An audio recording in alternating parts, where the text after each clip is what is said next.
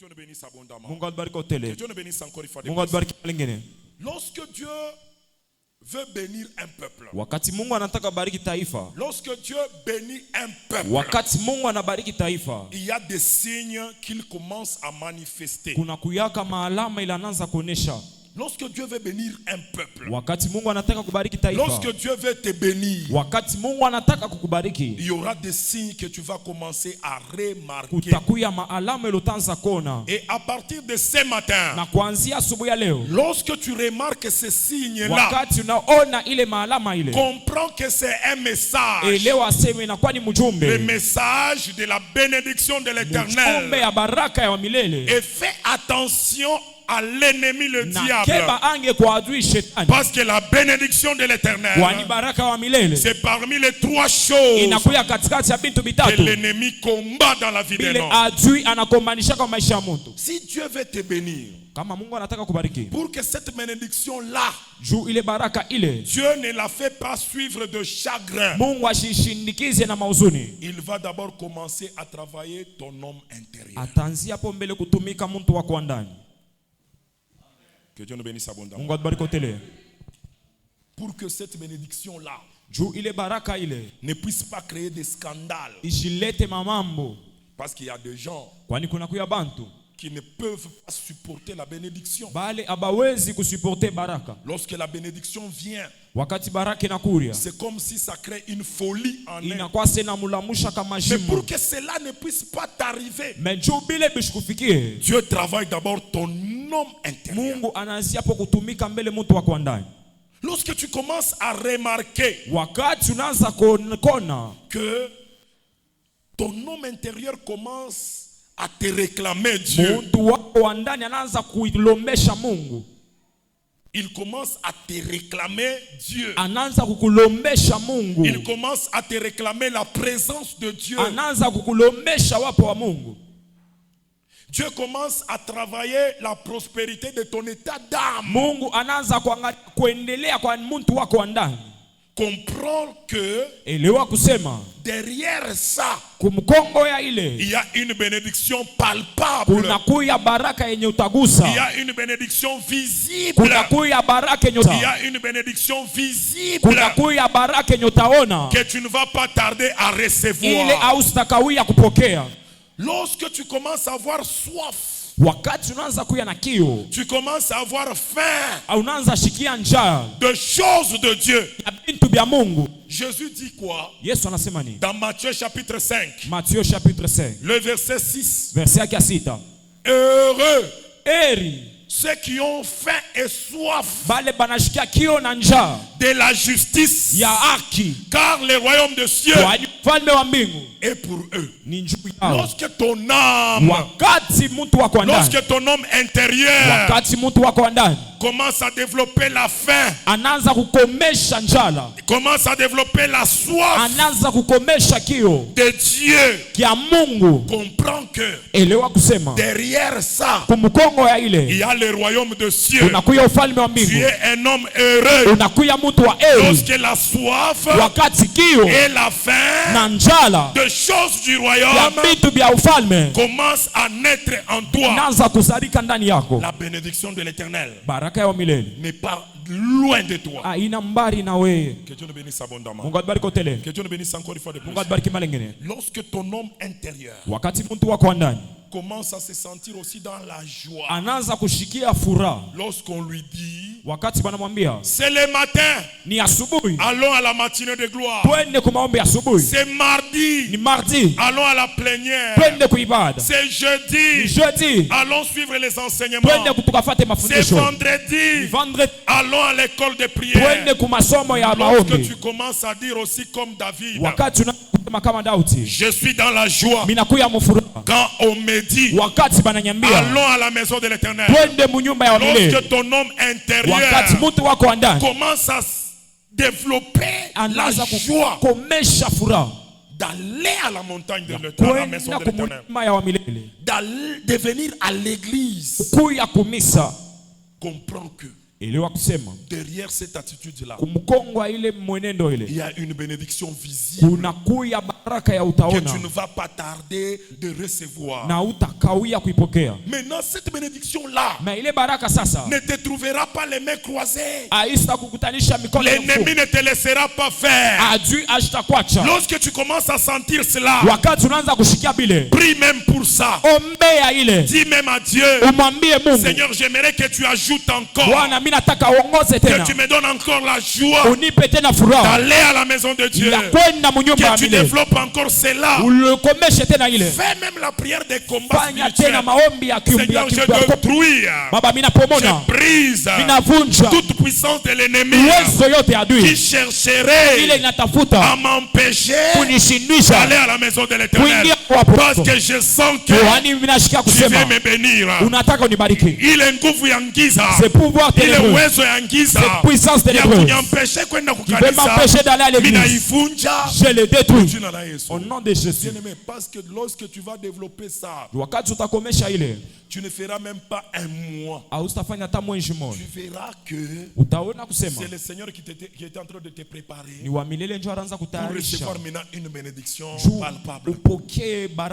La bénédiction de Dieu commence d'abord dans l'invisible avant d'être visible. Commence d'abord par travailler l'invisible. Ton cœur, ton âme, ton esprit, avant de se matérialiser.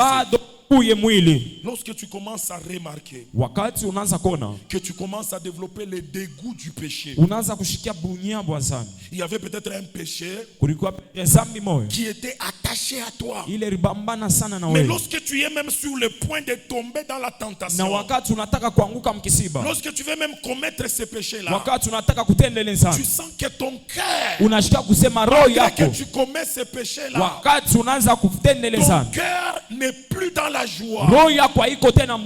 Comprends que Dieu veut te bénir. Comprends que c'est un message de Dieu pour t'annoncer que il y a une bénédiction visible que tu ne vas pas tarder de recevoir.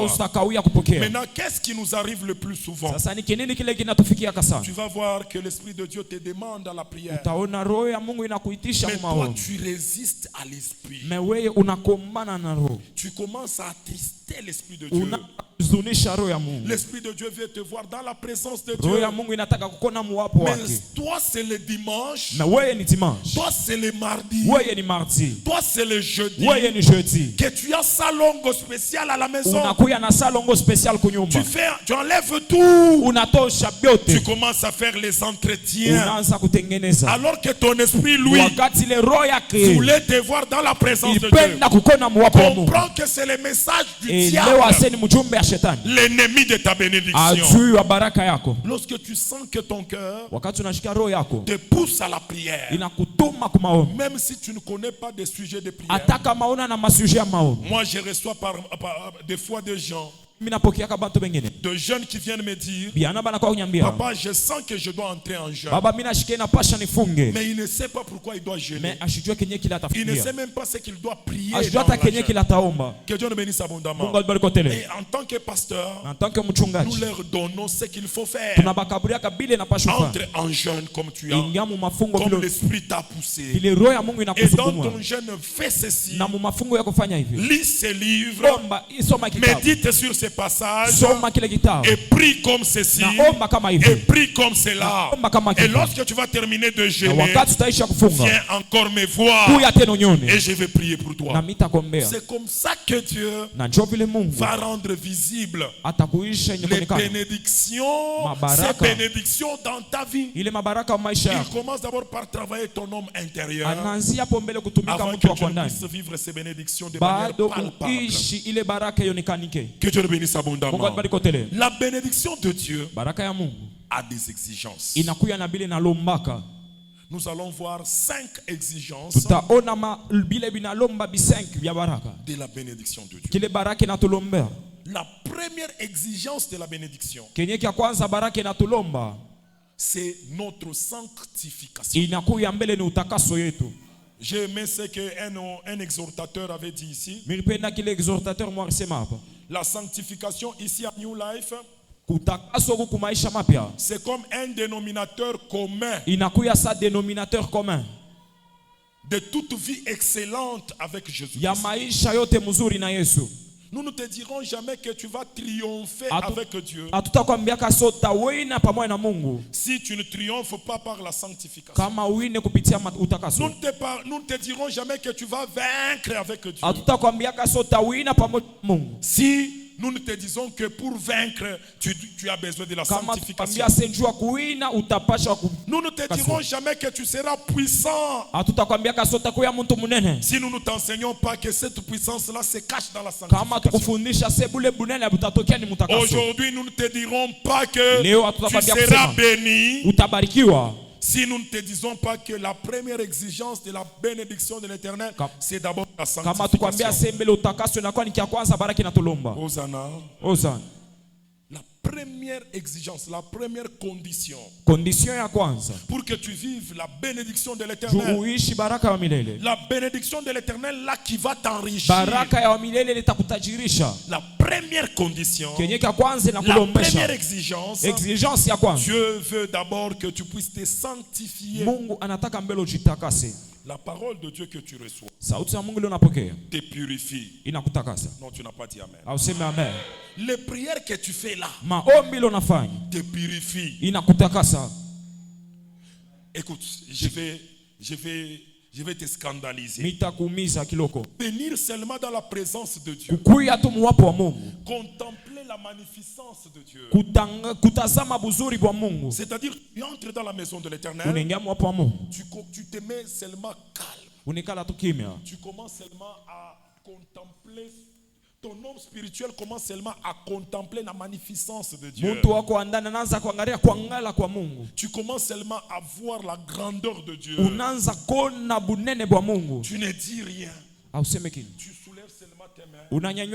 Tu ne fais rien. Tu fermes même les yeux. Tu contemples la grandeur de Dieu. Dieu te purifie. Que Dieu nous bénisse abondamment. Que Dieu nous bénisse encore une fois de plus. Que Dieu nous bénisse encore davantage. Mais lorsque tu es dans la maison de Dieu, tu pries, Dieu te purifie. Tu écoutes la parole de Dieu te purifie. Tu contemples la grandeur de Dieu, Dieu te purifie. Lorsque tu quittes de la maison de Dieu, tu ne dois pas avoir une vie contraire à la vie chrétienne dehors. Tu ne dois pas aller te souiller dehors. Tu dois te conserver pur. Non, je ne veux plus aller là où je vais souvent, parce que le sang de Jésus m'a purifié.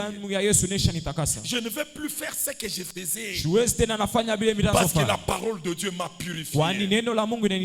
Je ne veux plus parler comme je parlais, parce que la présence de Dieu m'a purifié.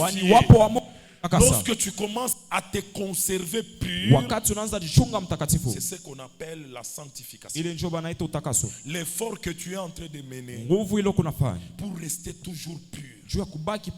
L'effort que tu es en train de mener pour ne plus tomber dans les péchés. La sanctification, bien aimée, peut te pousser même à abandonner certains amis.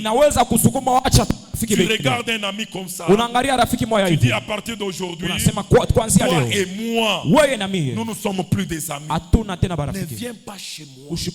Moi aussi je ne viendrai pas chez toi. Pourquoi ça? Parce que toutes les fois quand tu viens chez moi, tu ne me pousses qu'au mal pour que je puisse me conserver pur. Je trouve que nous devons nous séparer. C'est aussi la sanctification. La sanctification, bien aimé, peut t'amener même à changer de numéro de téléphone. Tu regardes ces numéros-là, tu regardes les répertoires que tu as. Tu n'as que des gens qui te poussent au mal. Tu n'as que des gens qui te poussent à cambrioler les maisons d'autrui. d'autrui. Tu n'as que des gens qui te poussent à aller chercher des filles d'autrui. Dans ton répertoire, il n'y a que des numéros de gens qui ont des staffs pour prendre le chanvre. C'est-à-dire toutes les fois quand ils t'appellent, c'est pour te dire que nous sommes chez Maman Kassongo. Et toi tu es où? Viens nous rejoindre là-bas. La sanctification, c'est aussi prendre cette cime-là, la couper, la jeter dans les toilettes et prendre une nouvelle cime, la mettre dans le téléphone et commencer maintenant à chercher de nouveaux contacts. C'est aussi la sanctification. La sanctification, c'est tous les messages de New Life. Nous ne te parlerons pas que tu iras au ciel si nous ne te disons pas de te sanctifier. Alors la première exigence, la première condition pour que tu vives la sanctification, la bénédiction de Dieu, pour que cette bénédiction-là t'enrichisse, la première exigence, c'est d'abord ta sanctification. La deuxième exigence, c'est vivre en paix avec tout le monde. Que Dieu nous bénisse abondamment. Inconflictuel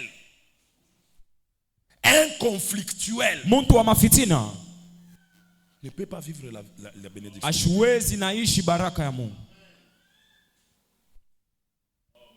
Un homme qui aime des disputes, des querelles, c'est un homme qui chasse la bénédiction de Dieu.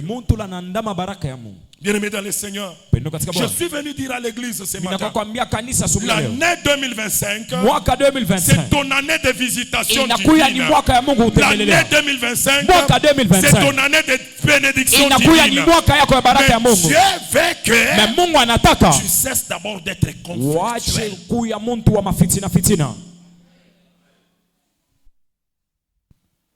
Bien-aimé dans le Seigneur, la paix, c'est l'absence de lutte. La lutte, c'est cet exercice-là où l'un cherche à terrasser l'autre. L'autre cherche à terrasser l'un. Bien-aimé dans le Seigneur, nous ne vivons pas cette vie-là. Où tu vis, mais tu cherches qu'une autre personne puisse périr. Mais je vous parle d'abord en tant que pasteur.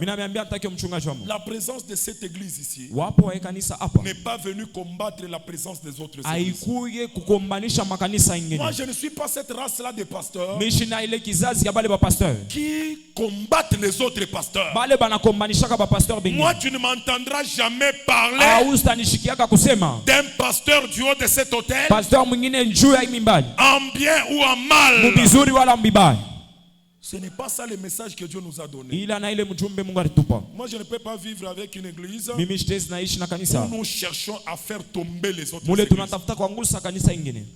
Quoi tu fais hivi njo tuangushe Gilgal. Ceci pour faire tomber Gilgal. Quoi t'organiser iki pour que tuangushe Bethel. Organisons ceci pour faire tomber Bethel. Quoi tu fanye iki pour que tuangushe ile kanisa. Donc ceci pour faire tomber telle église. Quoi tu fanye hivi pour que hivi. Non. C'est une vie de conflit, une vie d'élite. Et cette vie-là empêche la bénédiction. Pourquoi la bénédiction de Dieu est loin de ta maison? C'est parce que dans votre maison, vous ne vivez pas en paix. Que Dieu nous bénisse abondamment. Ce n'est pas ici. Mais c'est très loin là. Ce n'est pas dans A New Life. Parce que nous sommes en Jésus-Christ. Nous sommes devenus de nouvelles créatures. Les choses anciennes sont déjà passées. Mais toutes choses A New Life sont devenues nouvelles. Hosanna. Mais ailleurs là, tu vivras tu peux voir dans un couple. une femme et un mari vivent en épreuve de force. Que Dieu nous bénisse abondamment. Le mari qui dit, tout en nguvu. Nous allons voir qui est le plus fort. La femme aussi dit, les gens qui ont ta taille, qui ont ta masse. Moi j'aime s'ils viennent même au nombre de 5. Que Dieu nous bénisse abondamment. Amen. Parce que toi seul, tu ne pèses pas. Allez vous chercher toi et tes frères. Venez même au nombre de 5. C'est là que je vais sentir. Il y a des gens devant moi. Dans de telles familles, dans de tels couples, la bénédiction de Dieu. Je parle de la bénédiction de Dieu. Vous la chassez. Que Dieu nous bénisse abondamment. Que Dieu nous bénisse encore une fois de plus. Bien-aimés dans le Seigneur, j'avais dit ceci. À cause de la bénédiction, à cause de ta bénédiction, tu dois même éviter des discussions inutiles et folles. Mais c'est ce que Paul était en train de dire à Timothée. Évite des discussions inutiles et folles. Parce que ces discussions-là ne finissent qu'aux querelles. Unapandisha masauti, tunaanza kuchange masauti ya makali. Commencez à vous échanger de paroles de colère. Certaines discutent inafika niveau moya, atteignent un certain niveau. Vous entendez, baba umwache, papa il faut le laisser, umwache, laissez-le. Njoo unasikia na yeye kunasema no, non, ayo sese sema. Il doit savoir. Malgré que j'ai été baptisé, on a tout baptisé. Mais laissez la chose. Je ne demande pas beaucoup de minutes. Je ne demande pas beaucoup de minutes. 3 minutes. 3 minutes. Je vais lui faire avaler ses dents. Que Dieu nous bénisse abondamment. Amen. Tout a commencé où? À partir de discussions inutiles. Des discussions vaines. Des discussions folles comme Paul le dit. Dans vos discussions là. Que Dieu nous bénisse abondamment. Amen. Si c'est une discussion de politique, c'est pour la politique. Si c'est pourquoi. Quand il y a droit, vous commencez vos discussions. Et tu entends l'autre dire. Est-ce que tu es intelligent? Et il fait même le geste. Que Dieu nous bénisse abondamment. Amen. Et toi tu te regardes. On t'avait dit qu'un homme comme toi ne peut pas te dire. Il te dit que tu n'as pas d'intelligence. Moi, l'enfant de Papa Kabengele. Toi, tu me dis que je n'ai pas d'intelligence. Qu'est-ce que tu veux dire par là? Qu'est-ce que tu veux dire par là? Non, frère Timothée, laisse. Non, laissez-moi un peu. Il faut en profiter, mon beau-frère. Il faut qu'il puisse me profiter dans le nom des frères. Pour qu'ils me disent que je suis bête. Moi, je veux que tu me dises comment est-ce que je suis bête. Je crois que c'était une petite discussion inutile et folle, mais qui a dégénéré par des querelles. C'est pourquoi Paul disait à Timothée, toi Timothée mon fils, évite même des discussions folles et inutiles. Que Dieu nous bénisse abondamment. Le samedi passé, j'étais dans un taxi. Samedi passé, comme taximon. J'ai quitté Malela, j'allais au centre-ville. Et c'est le samedi passé. Un monsieur est entré dans le taxi. Il commence directement. Il commence d'abord avec la politique. Oh non, nos frères meurent à l'est, etc. Et il commence directement là. Tout ça c'est à cause des pasteurs. Moi j'étais pasteur. Dans ce même taxi. Tout ça c'est à cause des pasteurs. On arrive quelque part là. Une maman aussi monte dans les taxis. Il trouve les mêmes propos là. Non, les pasteurs de cette génération. Ils exagèrent. Toutes ces guerres qui allaient.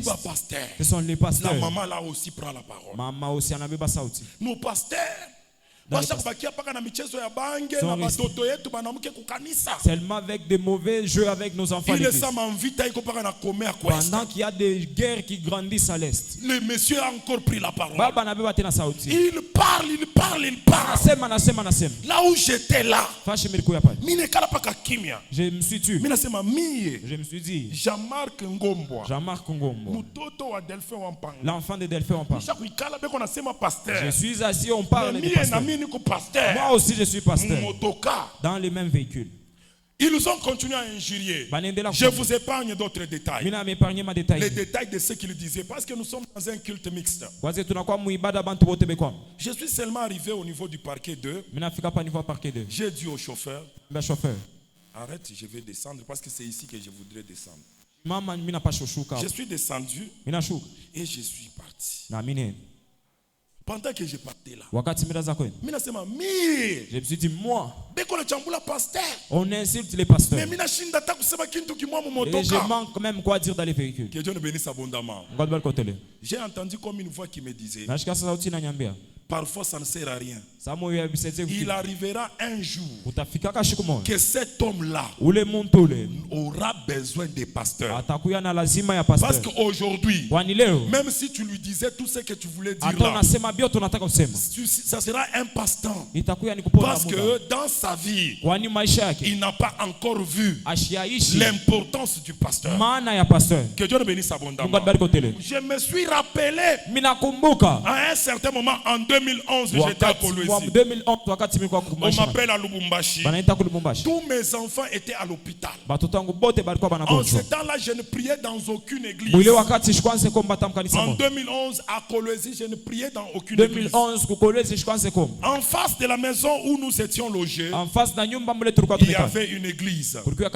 Mais on me dit quoi? Au moment où je te parle, tous tes bijoux, parce que moi c'est comme ça que j'appelle mes enfants, tous tes bijoux sont à l'hôpital et sous perfusion. Que Dieu nous bénisse abondamment. C'est ces jours-là que je suis allé chez ce pasteur-là pour lui dire, pasteur, j'ai un problème. Au moment où je vous parle, tous mes enfants sont à l'hôpital. Que Dieu nous bénisse abondamment. Mais tout le temps que j'habitais ces quartiers, le pasteur était là. Je ne connaissais même pas son nom. Mais ce jour-là, j'avais d'abord envoyé l'argent. Mais ce jour-là, j'avais aussi besoin de la prière. Que Dieu nous bénisse abondamment. Il y a toujours un jour où Dieu lui-même va se défendre. Dieu, on ne le défend pas. Hosanna. Ça, c'était une parenthèse que j'ai faite. Donc, ça ne servait à rien que j'engage des discussions à bord du taxi avec ce papa-là et cette maman-là. Et je n'ai rien perdu. Que Dieu nous bénisse abondamment. Je n'avais rien perdu. Juste en gardant silence. Et c'est alors que j'ai compris que l'insolence de ce papa-là, l'insolence de cette maman-là, peut-être il pouvait m'injurier. Peut-être il y aurait même deux autres personnes qui pouvaient s'allier à eux. Peut-être ça devrait dégénérer. Tu vois, tout pasteur Jean-Marc. Nous allons nous retrouver. Comme ça, on y expliquait. Comme ça, tu vas m'expliquer. Tu vois que je vais déshonorer Dieu pour rien. La deuxième condition, pour vivre la bénédiction de Dieu, c'est la paix avec tous. La troisième condition, la troisième exigence pour vivre la bénédiction de Dieu, c'est vivre en paix avec toi-même. Dieu ne bénit pas les gens qui ont des blessures internes. Nous avions vu ça. Une blessure peut arriver pour un temps. Après ce temps-là, la blessure doit se cicatriser. Mais une blessure, une plaie qui ne se cicatrise pas, demande qu'on puisse amputer la partie. Que Dieu nous bénisse abondamment. C'est que cette plaie-là a un problème. Mais bien aimé dans le Seigneur, toi depuis que tu avais perdu des parents, jusqu'à aujourd'hui, tu commences. Quelque part, tu te mets au coin. Un papa des enfants. Tu es même sur le point, c'est dans ces quelques années ici, de commencer à prendre même des petits enfants. Mais on te voit encore au coin. Tu ne manges pas. Non, maman, nini na okurie. Maman, pourquoi tu ne manges pas? Pourquoi Léo koivi? Pourquoi aujourd'hui tu es triste? Oh, je pense à papa. Je pense à maman. Il y a longtemps tes parents sont décédés. Et toi aussi tu es un papa ou une maman de quelqu'un. Oh non. Oh, je me rappelle. Lorsque notre oncle nous avait chassés, je me rappelle. C'est au moment que notre tante nous a envoyés. Nous sommes endormis dans un chantier. Parfois Dieu accepte que les champions passent par là pour forger leur cœur. Parce que ce sont des personnes appelées à soutenir même les autres. Ils ne mèneront jamais une vie facile. Et toi, depuis que ton oncle t'avait chassé, tu penses toujours à ça. Des gens comme ça, des rancuniers, il est difficile qu'ils vivent la bénédiction de Dieu. Que Dieu nous bénisse abondamment. J'ai déjà dépassé de 5 minutes. Je vais vous donner un exemple de mon oncle paternel. Un jour, notre oncle paternel meurt. Papa l'a enterré. Il a pris ses histoires. Dans ces histoires, il y avait beaucoup de carnets. Il écrivait beaucoup. C'était un pasteur. Que Dieu nous bénisse abondamment. Papa commence à lire les notes de cet homme-là, de son frère. Il arrive sur une page là où c'était écrit en rouge. C'était un journal de cet oncle-là. Il est en train de raconter. En date du 2 février 2025. Je suis allé chez mon frère Moulomba. Ses enfants ne m'ont pas salué. Et lorsqu'ils m'ont servi à manger, il n'y avait pas de piment. Et lorsque j'ai fait autant d'heures, on ne m'a pas reconnu, on ne m'a pas donné les honneurs qu'il fallait. Je vous épargne des détails. Donc dans ces journaux-là, les papas là, c'est comme ça que nous l'appelons. Il n'y avait que des mauvais souvenirs qu'il écrivait. Il n'y avait que des mauvaises choses qu'il écrivait. Lui qui était pasteur, au lieu d'écrire même des versets bibliques, dans son cahier là, il n'y avait que des mauvais souvenirs. En telle date, je suis allé encore à Likasi chez mon frère. La même bêtise s'est encore répétée. Ses enfants ne m'ont pas salué. Et on ne m'a pas servi avec les honneurs qui m'étaient dus. Bien aimé, des hommes comme ça, vivre la bénédiction de Dieu, ça sera très difficile. Voici comment les champions se comportent. Les champions reçoivent aussi des coups. Et ces coups-là font mal. Osana. Donc là, je parle aux champions. Les champions reçoivent le coup. Et il n'y a aucun coup qui ne fait mal. Tous les coups font mal. Mais à la minute qui suit, il oublie la douleur. Il avance. Parce qu'il sait que il y a un trophée devant lui. Il y a une coupe qu'il doit soulever. Alors, il fait d'abord semblant des coups qu'il reçoit. Parce qu'il a un objectif à atteindre. Que Dieu nous bénisse abondamment. Lorsqu'un champion commence à à sentir les coups qu'il reçoit, il sera déconcentré et l'ennemi peut le mettre par terre.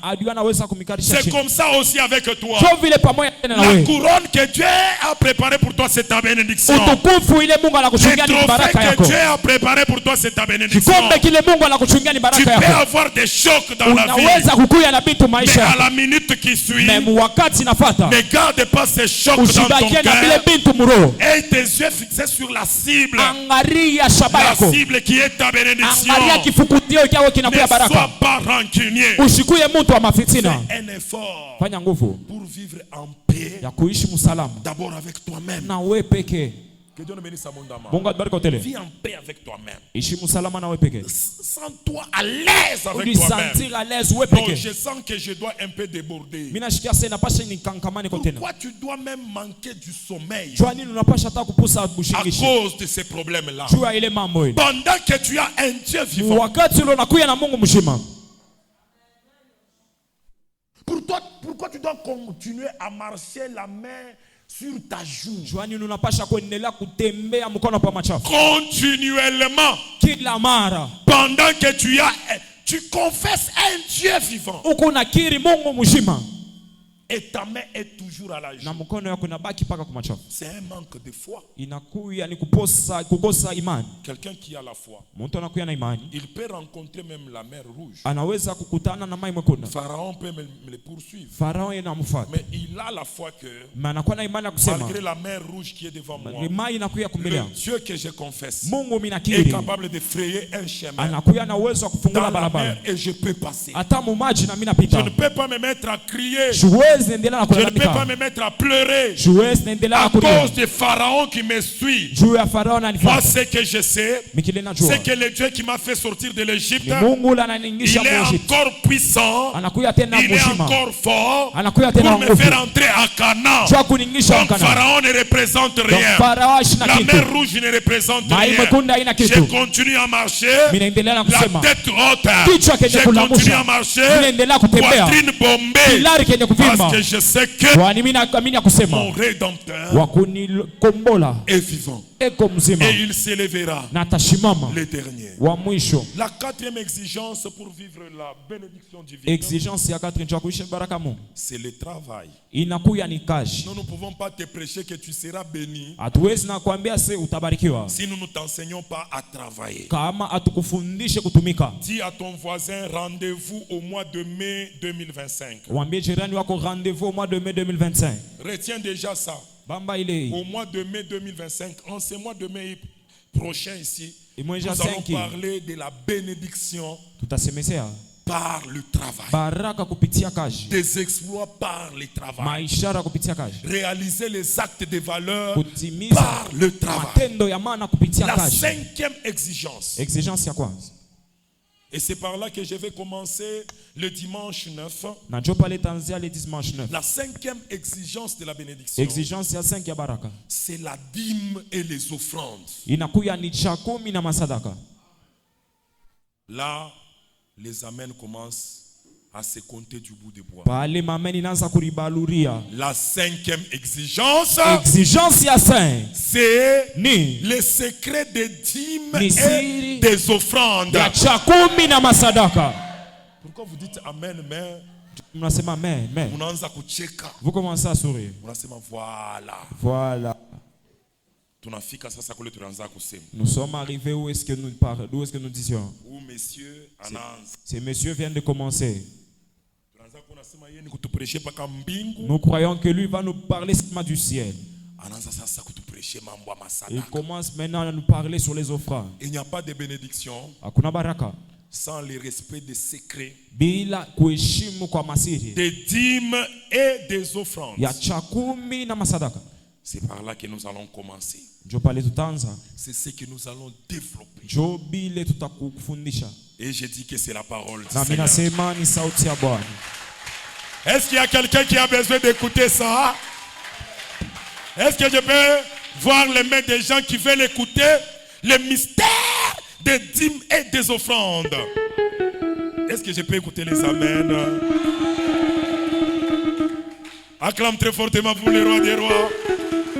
Pendant que je déclare que c'est la fin de notre plénière, et je dis que c'est le temps des offrandes. Père, bénis toutes les offrandes que nous t'avons données. Bénis toutes les offrandes que nous allons te donner. Agrée-le.